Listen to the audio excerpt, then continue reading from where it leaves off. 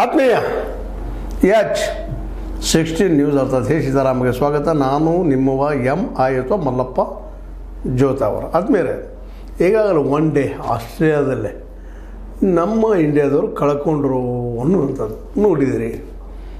ಅದರ ಗೆಲ್ಲಬೇಕಾಗಿತ್ತು. ಆದರೂ ಸಮಾಧಾನಕರ ಬಹುಮಾನ ಅಂದಂಗೆ ಕೊನೆಯ ಅಥವಾ ಮೂರನೇ ಒನ್ ಡೇಯನ್ನು ಗೆದ್ದ ಸಮಾಧಾನ ಮಾಡಿಕೊಂಡ್ರು.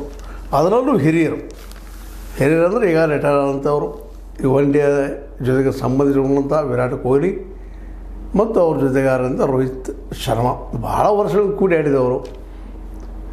ಈ ಸಿರೀಸ್ ಆಸ್ಟ್ರೇಲಿಯಾ ಅವ್ರಿಗೆ ಕೊನೆ ಸಿರೀಸೂ ಆಗುವಂಥದ್ದಂತ ಬಿಡಿಸಿ ಹೇಳಬೇಕಾಗಿಲ್ಲ. ಯಾಕಂದ್ರೆ ಇನ್ನು ಎಷ್ಟು ವರ್ಷ ಬರ್ಬೋದು ಅವರು ಅನ್ನುವಂಥದ್ದು.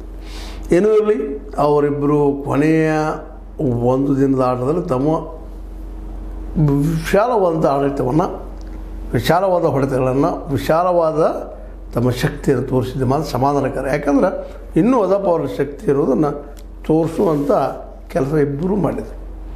ಯಾಕಂದರೆ